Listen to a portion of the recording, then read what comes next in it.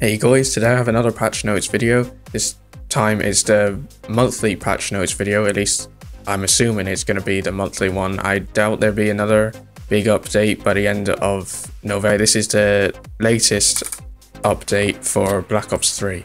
This update was released on November the 19th, which was a Thursday, and I'm not sure how many gigs it was, but apparently it was only 600 MB, which isn't too bad. Especially if you're on a monthly allowance like I am, then that's good news. So as always, shout out to NASA Uno for the gameplay in the background.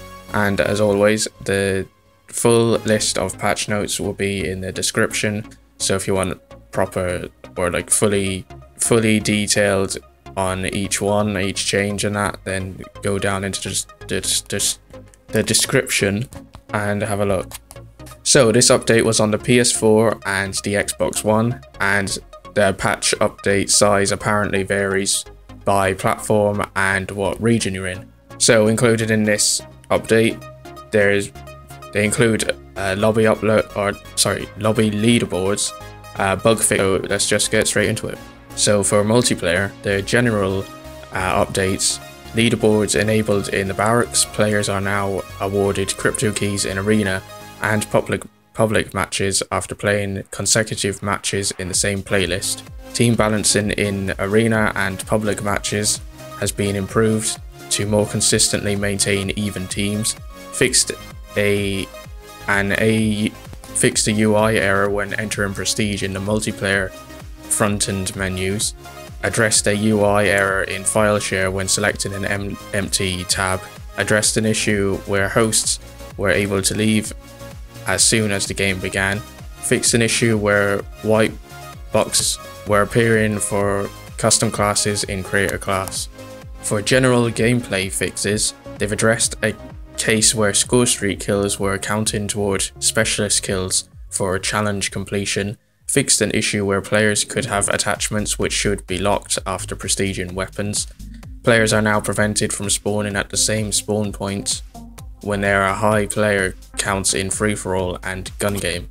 Addressed the case where players were able to spawn in after the match time expired. Search and destroy kill elimination has been changed from 250 XP to 500 XP, just like in previous Call of Duties.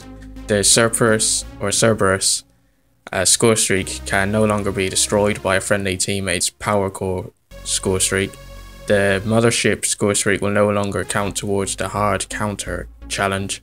Fixed an issue where players were randomly error messages while in matches or in menus. Now onto the specialists changes. In the general specialist changes, specialist weapons and abilities now charge at a reduced rate over time in objective modes. Corrected text descriptions for specialist weapon multi-kills, which unlock specialist epic.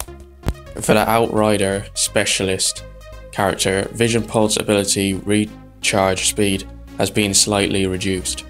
For the Nomad, fixed an issue with the helmet. Rejack ability recharge speed has been slightly increased, and HIVE or Hive trigger radius slightly reduced. For the Reaper, the Scythe has had its ammo reduced from 200 to 160, and for the Firebreak, the Heatwave ability recharge speed has been slightly increased. Now onto the weapons. For the general weapons updates, the long shot distance settings updated for each weapon class. Fixed an issue where some damage from shotguns was getting reduced when the long barrel attachment was equipped. Fixed launchers not earning weapon XP for destroying vehicles, and quick draw ADS speed bonus for LMGs slightly reduced. Onto the submachine guns, and for the VMP, the ADS time slightly increased to match other SMGs, and the hip fire spread slightly increased to match other SMGs. For the Pharaoh, close damage range ability has been reduced. For the Razorback, damage range has been increased. For assault rifles, the KN-44, they fixed the ADS view for the iron sights when a clan tag or kill counter is attached to the weapon.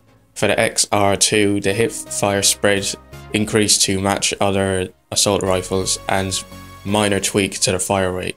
For the HVK30, they've increased ability to control recoil. For the ICR1, they fixed an animation issue when the weapon had the Varix 3 optic and the suppressor attachment. Rate has been increased, and they fixed an issue with the iron sights when the kill counter was attached. For the shotguns, the KRM-262, they've increased lethal range. For the Haymaker 12, the fire rate and damage range has been slightly reduced. It's been slightly reduced. For the Argus, the ADS time has been increased, and the close range damage has been increased. For the light machine guns, the BRM ADS speed has been slightly reduced. The Dingo has increased ability to control recoil. For the Gorgon, the clip size reduced from 50 to 40. The ADS time has been slowed down. No longer deals extra damage to vehicles without FMJ. Increased recoil and increased hip fire spread.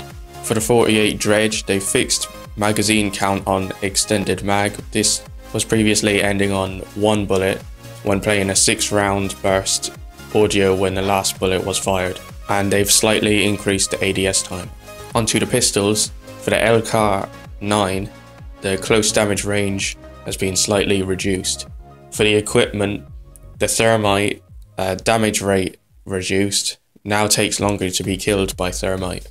For the arena mode, players now prevented from joining a post-match lobby.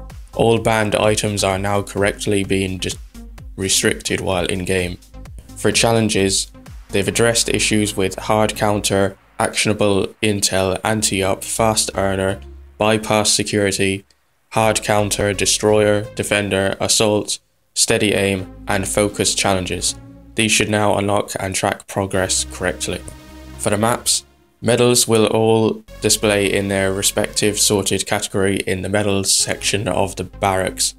Fixed issues for the tag and bag, surprise attack, GI unit kill, and silent killer medals not populating in the barracks. With the You're Done and Shutdown medals, these will now be awarded correctly. The extraness secure point medal displayed in the medal section has been removed. Onto the map updates. For Exodus, they fixed an exploit where players were able to mantle into the unintended area of one of the buildings. For Fringe, they fixed an issue where players were able to mantle into an unplayable space in Fringe. Now into Nuketown, and there's actually quite a lot. They've addressed an exploit spot involving a wall of one of the buildings, improved Cerberus score streaks pathing on the second floor of the houses, addressed an issue where players were able to stand outside of the map boundaries. Players are no longer able to shoot through a wall on the second floor of one of the buildings. Fixed an exploit where users were able to stand on a ledge under one of the second floor windows. Players can no longer wedge themselves in between a tower and one of the high walls. Fixed an issue with dead player models outside the white fenced area. The safeguard robot will no longer get stuck outside the north garage when attempting to pass toward the north goal. Fixed 2 exploits where the player could see into the spawns as well as shoot players through glass. And they fix an issue with max number of bots during free-for-all or team deathmatch. For zombies, they've addressed exploits in Shadows of Evil and the Giant maps. Fixed a matchmaking issue where players were able to enter lobbies when they were already full. Addressed various areas where zombies would not pass to players. Players will now be awarded with a Dark Ops calling card when they first. And finally, for campaign, player can now equip custom paint jobs in the armory in the campaign safe houses. Players can now use the weapon builder to access gunsmith and paint shop in the campaign safe houses. And they've addressed stability issues.